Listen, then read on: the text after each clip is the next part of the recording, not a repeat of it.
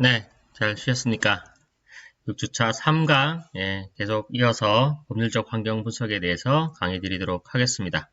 조금 전까지 우리 독과점 금지법까지 우리가 봤고요. 다음 이어서 법률적 환경 분석의 또 하나 이 중요한 이 크리테리아가 항목이 이 뇌물과 부패입니다. 그 한 나라의 부패 지수가 상당히 중요한 이런 그 창업이나 경영 활동에 영향을 미치는데요. 우리나라가 전 정권 시절에 이제 이런 뭐 부패 지수가 상당히 높았다고 합니다. 지금 많이 개선되었고요.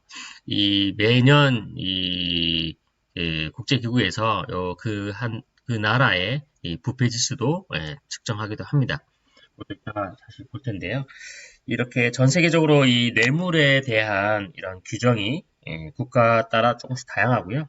무엇이 옳은지 또 그것이 무엇이 또 잘못된 건지에 대한 판단에 있어서는 국가 간의 견해 차이도 상당히 다릅니다. 또 우리나라가 생각하는 이런 부패에 대한 정도와 또 그 나라에서는 어느 정도 용인이 되는 부분들도 분명히 존재하고요. 그래서 이 글로벌 창업이나 이 글로벌 사업에 있어서의 이 뇌물의 문제는 현지국의 어떤 뇌물에 관한 이 관행과 법 규정 사이에서 어떤 차이가 있기 때문에 예를 맞고요. 예를 들면 이제 중동 국가의 경우에는 뭐 사업을 하기 위해서는 뇌물을 정부 관리나 뭐 유료회사에 제공하는 것이 오히려 관행으로 되어 있지만 뭐 회계율법에는 뇌물에 대한 처벌을 아주 엄하게 규정해서 뭐 뇌물을 준 사람이 드러나면 뇌물을 준 뭐 손까지 자르게 된다 뭐 이렇게 되어 있는데 그러면 어떻게 해야 되느냐 뭐, 뭐 어려움이 많이 존재하기도 하죠. 일반적으로 이 뇌물에 관한 뭐 국제적인 관례에서 인정되는 것은 뭐 정부의 관리들에게 해야 될 일을 신속하게 처리하도록 뭐 지불하는 대가 또 뭐 예를 들어 뭐 급행료 이런 것들은 사실 문제 잡지 않죠. 급행료는 공연하게 다들 있는 제도이고 하니까 네. 그래서 이제 법률적으로 이렇게 문제되는 것은 뭐 정당하지 않은 특별한 혜택을 얻기 위해 또 현지국 정부 관리 또는 정치인에게 지불하는 것을 우리가 뇌물이라고 하고요. 따라서 이렇게 글로벌 창업이나 뭐 사업을 수행하는 데 있어서 외국 정부 관리들에게 제공되는 대가를 뭐 실제적인 측면에서 이처럼 두 가지로 뭐 구분해서 처리하는 것을 뭐 뇌물에 대한 올바른 접근 방법이라 할 수 있을 것 같습니다. 그래서 어디까지를 해야 되고 어디까지 하지 말아야 될까를 고민할 때 이렇게 이 뭐 그 법률적인 문제가 되지 않는 한에서 특별한 혜택을 얻기 위해서 뭐 지불하는 건 안 된다라는 겁니다. 그래서 이 국제경제에서 뇌물의 문제는 차이가 있고 뭐 어느 정도는 인정하는 부분이고 정치인에게 지불한 뇌물은 뭐 문제가 된다라는 것들을 고민하시고요. 사실 이제 이 뇌물 방지에 대한 협약도 미국에서 가장 먼저 시작하게 됐죠. 이 해외 부패 방지법이라고 해서 1977년에 이렇게 제정이 되었고요. 미국 기업이 해외에서 비즈니스를 유지하거나 따기 위해서 뭐 외국 정부 관리들과 뭐 그들에게 뭐 정당 또는 뭐 정치 이런 쪽에 뇌물을 주는 것을 뭐 형법상의 범죄로 이렇게 간주하기 시작합니다. 이때부터 또한 이제 선진국으로부터 이렇게 주로 이루어진 경제개발협력기구 OECD라고 하죠. 이 반부패 라운드로 불리우는 이런 뇌물 방지 협약도 있습니다. 그래서 이 뇌물 수수, 그죠?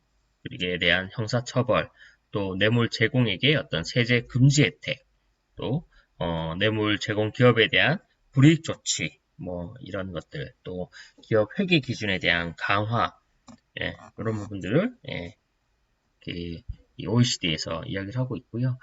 우리나라 경우에도 이 1997년에 뭐 외환위기 때에 IMF가 원조를 하면서, 그러니까 IMF가 이제 들어오면서 제일 먼저 이야기했던 게 IFRS, 이 기업의 회계 기준.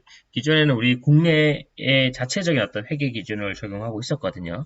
근데 이제 국제 회계 기준을 따라라 하는 게 요청 사항이었습니다.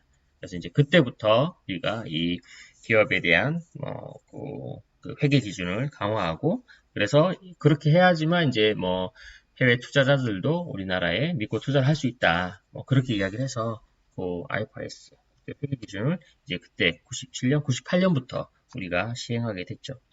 그래서 이러한 그 뇌물 방지 협약의 초점은 대개 뇌물 수수에 대한 뭐 형사 처벌이나 뇌물 제공액에 대한 세제 혜택 금지, 뭐 뇌물 제공 기업에 대한 불이익 조치, 그리고 뭐 이런 그 기준에 관한 강화 등이 있다라고 이제 말씀을 드렸고요.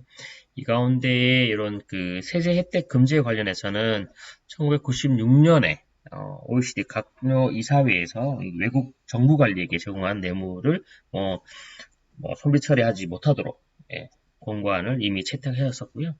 그러니까 이 미국보다 훨씬 더 빠르게 했었죠.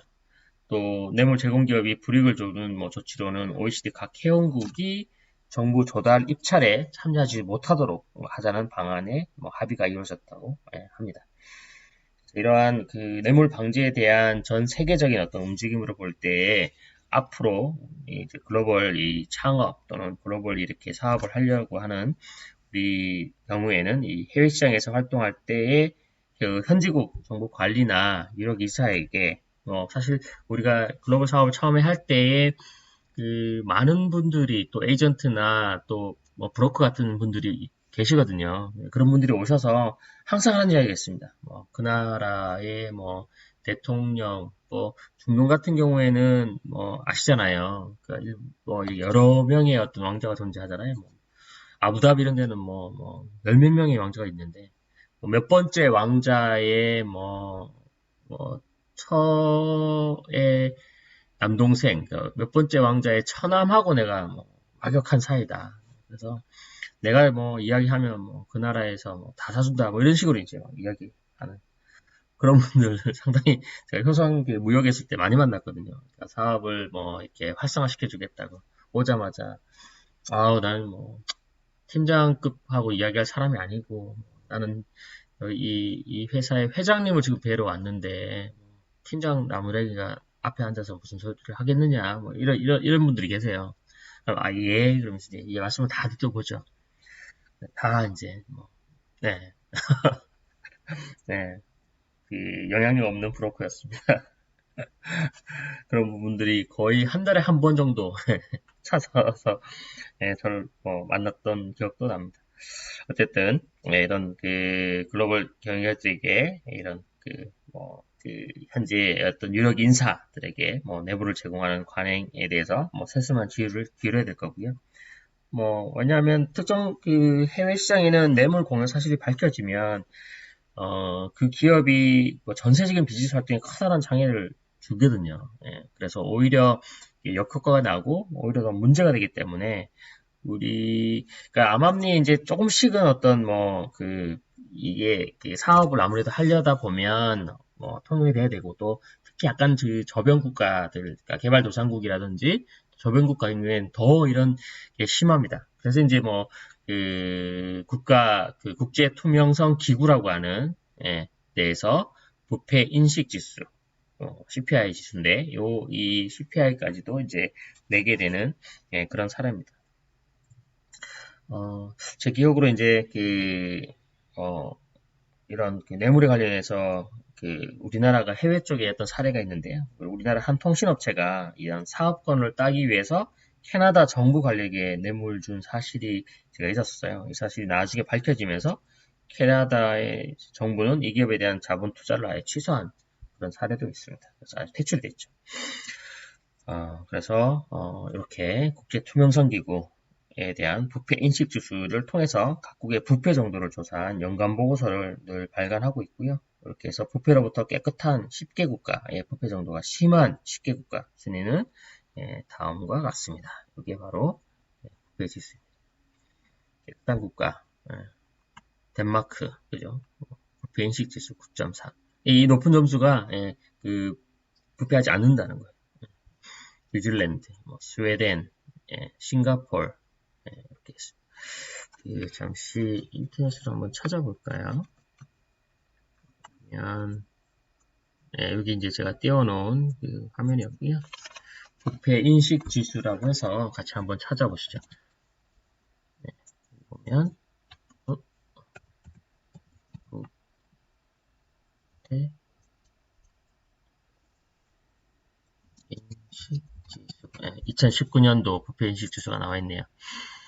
이렇게 보면 100점 만점에 59점으로 39점이 나왔다. 한국 3년 연속 부패인식 지수 상승. 결과 상승. 이건 신문기사네요. 신문기사 말고 여기 아마 이미지 같긴 한데 부패인식 지수에 대한 각 나라별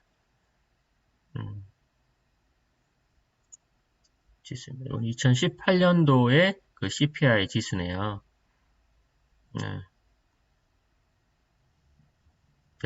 180개국 중 45위, 그리고 OECD 가입 중에서는 30위를 했다고 합니다. 6단계 상승, 점수는 3점 정도.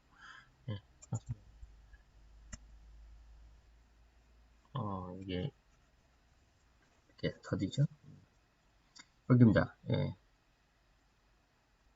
Transparency International이라고 해서 여기에서 요 CPI, Corruption Perceptions Index라고 해서 이걸 하고요. 한국이 여기 있네요. 사우스 코리아. 사우스 코리아. 7점.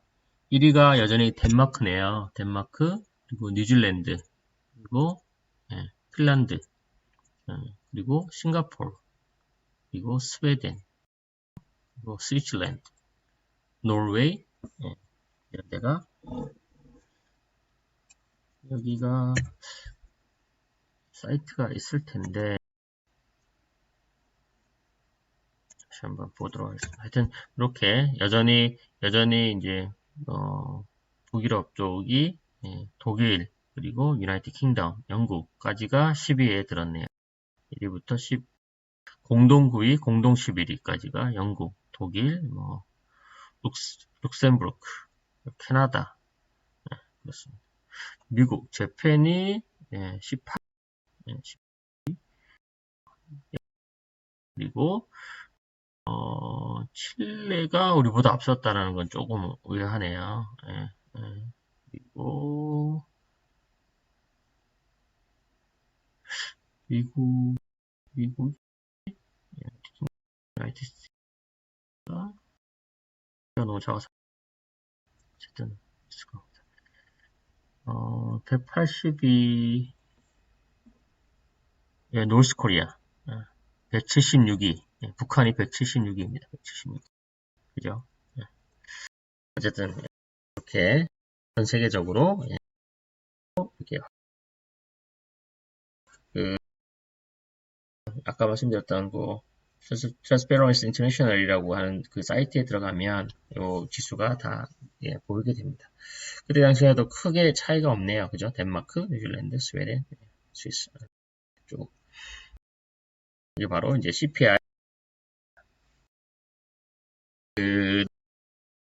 진출할 때 분들까지 체크를 한다면 훨씬 더 이제 그 나라의 창업이나 사업 성공 확률이 어때요? 네, 높아질 수 있을 것 같습니다. 자, 뇌물과 부패에 대한 CPI고요. 그리고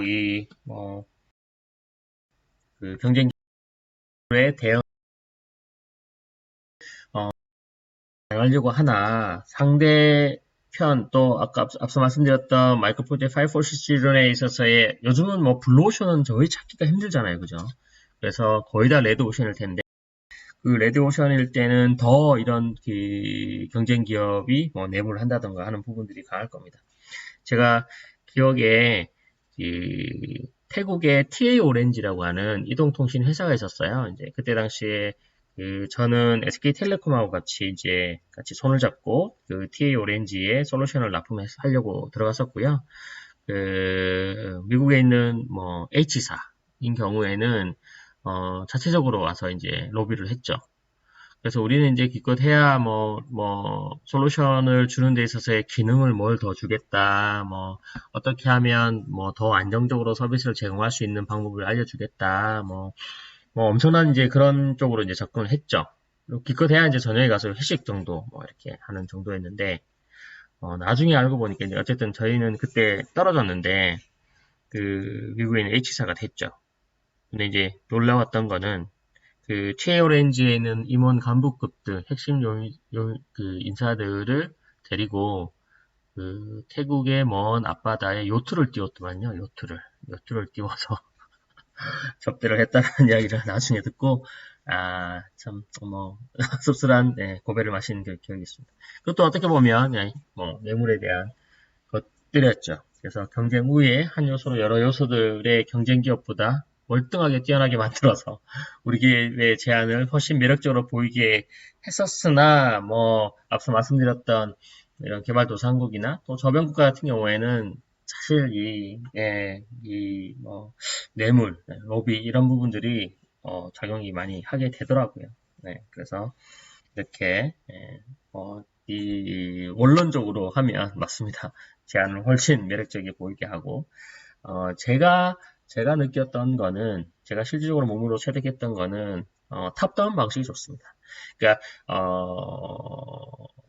지난 그 문화적인 어떤 그 환경 분석에서 말씀드렸던 것처럼 미국이나 이런 그 우리가 말하는 그 로우 컨텍스트 저배경 문화인 국가인 경우에는 실무자들에게 이제 권한을 많이 부여를 하잖아요. 그 친구들 가장 많이 알기도 하고 하니까. 그래서 오히려 저배경 문화인 그 국가에서는 바람 투 탑이 맞다고 이제 말씀을 드렸죠. 그런데 이 뇌물과 부패 또는 이런 그 로비나 이런 게가 먹히는 데가 아무래도 이제 그런 그 고배경 문화인 국가이거나 선진화가 덜 되어 있는 나라인 경우가 이런 게 좀 더 심합니다. 그러다 보니까 그럴 때에 있어서는 아무래도 암만 밑에서 이제 실무자와 열심히 다 하고 실무자와 뭐 거의 이렇게 뭐 정말 베스트 프렌드가 될 정도로 막 이 코어 파트너가 되어도 이게 결국 위에서 결정이 된 거에 있어서는 번복할 수 없거든요. 그래서 제가 볼 때는 이런 그 부패 지수가 강한 나라이거나 또 이런 그 국가인 경우에는 가급적 접근 방법을 탑2 바로 그러니까 위에서부터 내려오는 게 낫습니다. 그게 훨씬 더 시간적으로도 빨리 진행이 되고 에너지도 덜 소모가 되죠.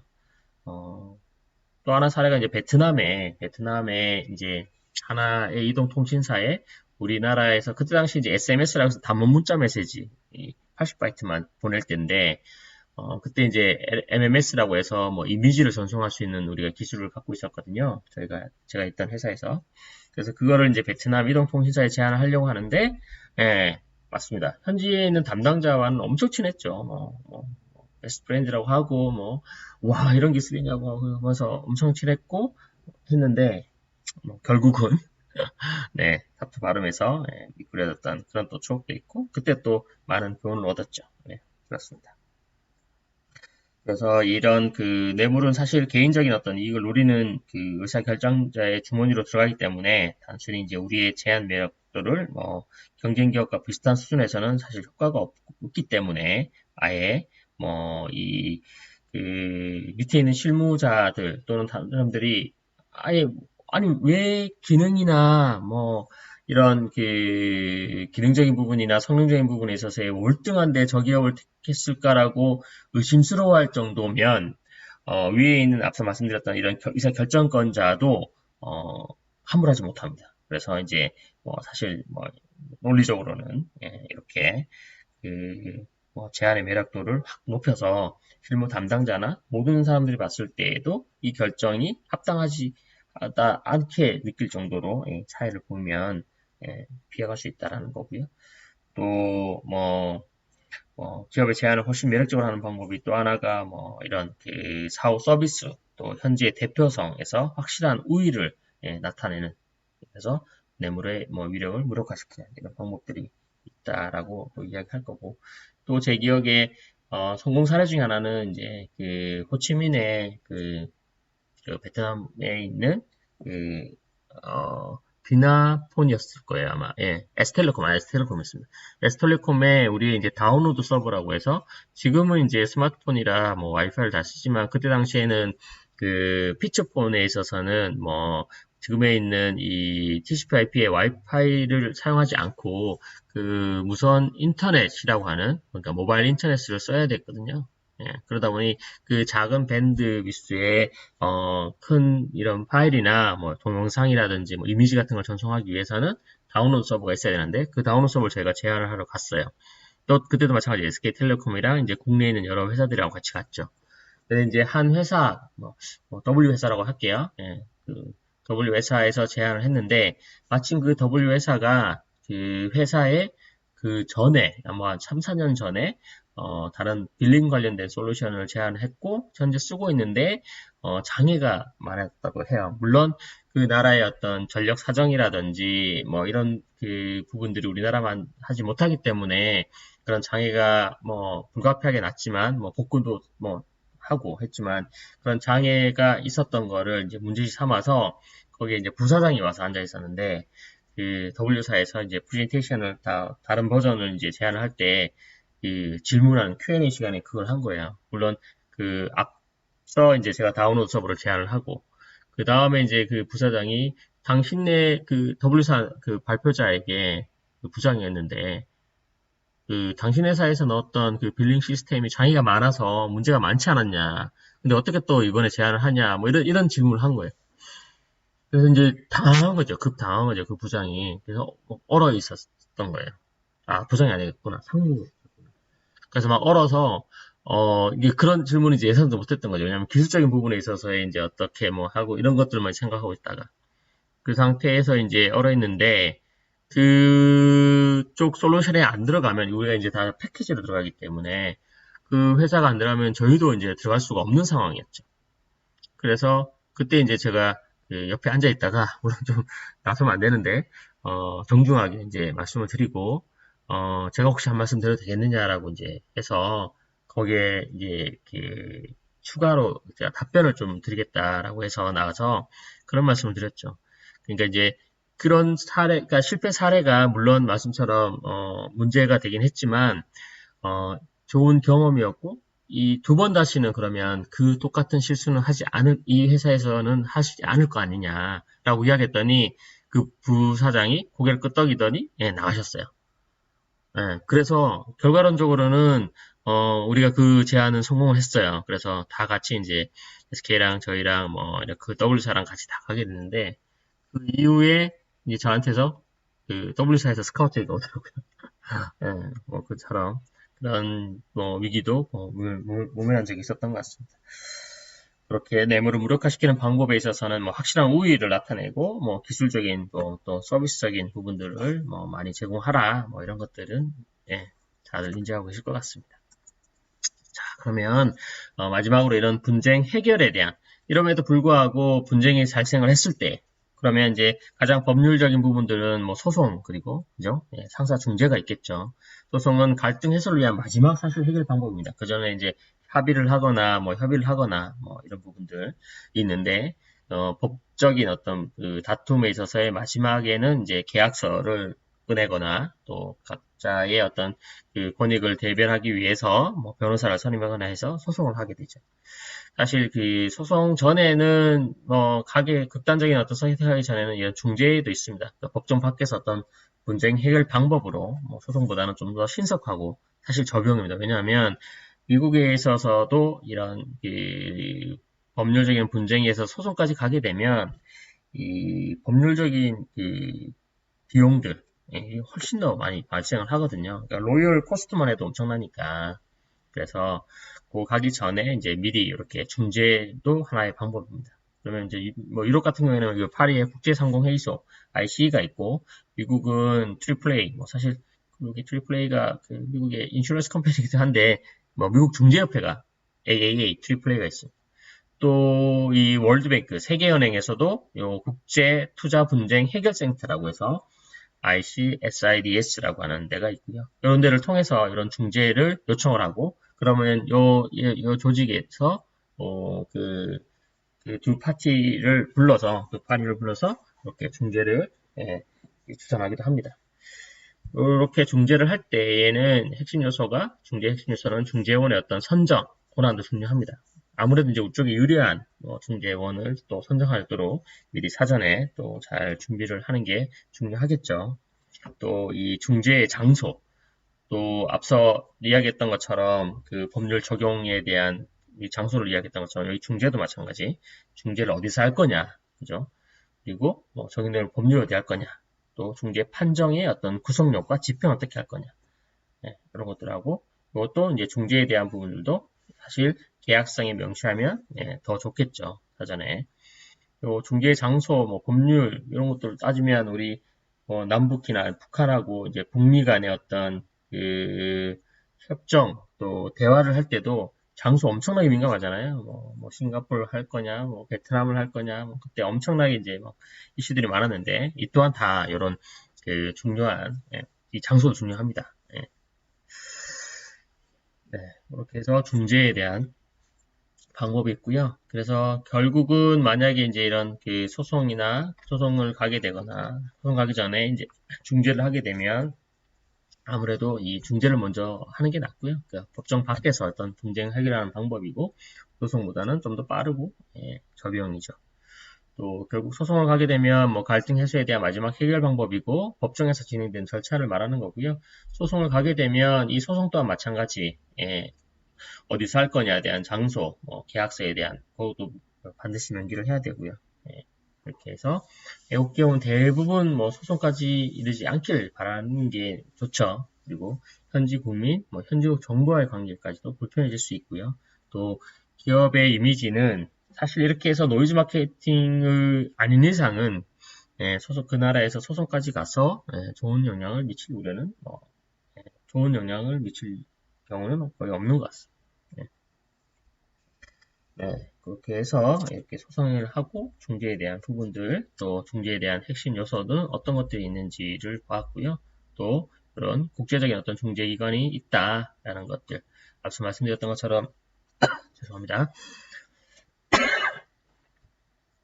네, 미국의 어떤 중재협회는 AAA가 있고 파리의 어떤 국제 상공회의소, 뭐 유럽 쪽 그리고 또 미국 쪽, 또 다른 어떤 국가인 경우에는 요 세계은행 ICSID를 통해서 하면 좋을 것 같습니다.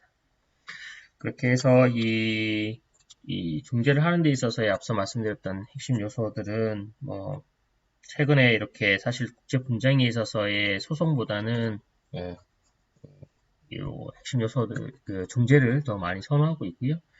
중재에 대해서 어떻게 하면 잘 진행할 수 있을지에 대해서 하게 되고 결국 소송을 하게 되면 법적인 분쟁이나 법정 비용이 발생하기 때문에 또 뭐 로열을 어떻게 잘 선임하느냐 이런 부분들도 또 하나의 고려해야 될 중요한 요소이기도 하겠죠.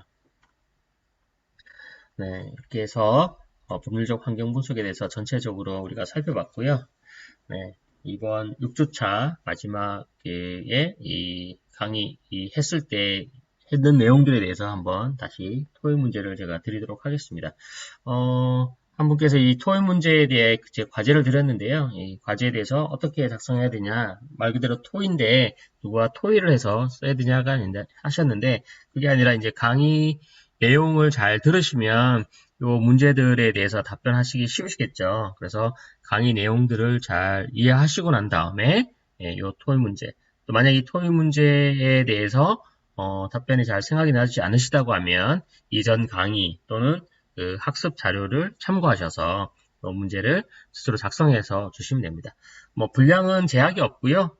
뭐 간단하게 각각 항목 5가지에 대해서 답변을 쓰셔서 저한테 그 과제에 등록하시면 됩니다. 교수 학습 지원 시스템 그 과제 제가 등록해 놓은 거기에 본인의 그 과제를 등록하시면 리포트를 등록하시면 됩니다.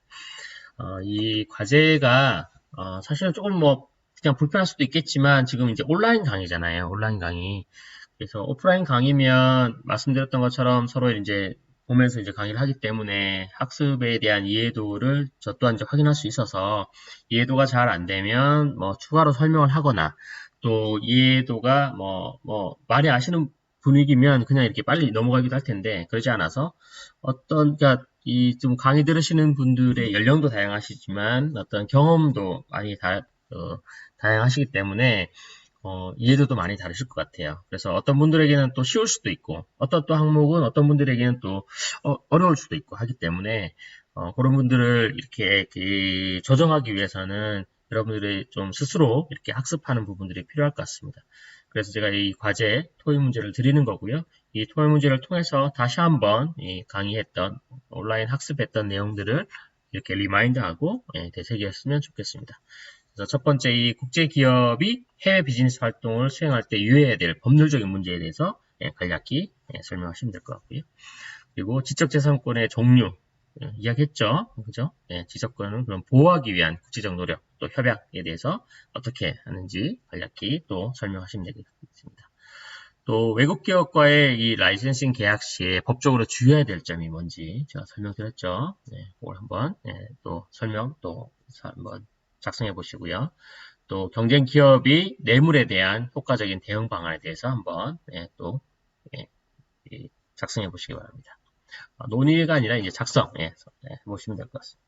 또 그 분쟁 해결에 대한 대안으로 소송의 장점 및 절차 또 유의할 점에 대해서 한번 작성해 보시기 바라겠습니다.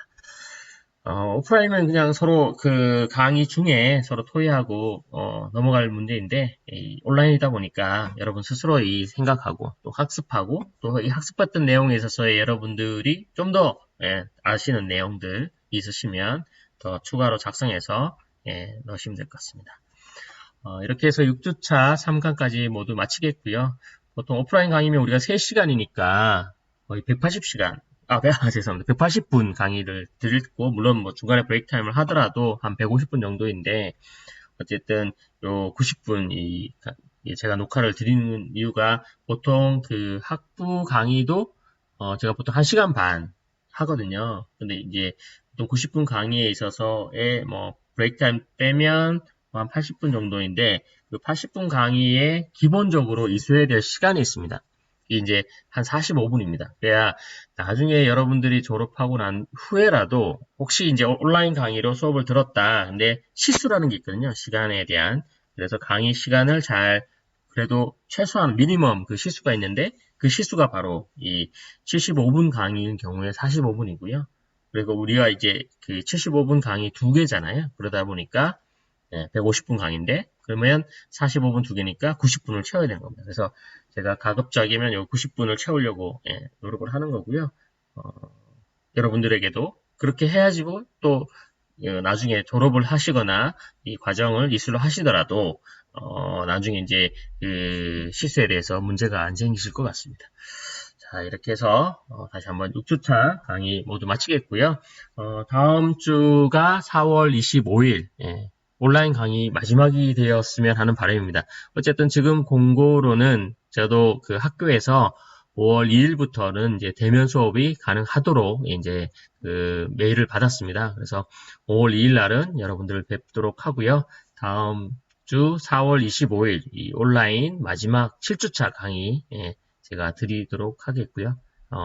주말 잘 보내시고 우리 5월 2일 날 대면 강의 전까지는 가급적 온라인 강의 모두 수강하셔서 저랑 같이 이렇게 수업을 진행하는 데 있어서의 이 사전 학습 또는 서로에 대한 학습 이해도가 다 이렇게 맞았으면 하는 바람입니다. 그러면 주말 잘 보내시고 저는 다음 주 4월 25일 토요일 날 다시 온라인 강의 때 뵙도록 하겠습니다. 네, 감사합니다.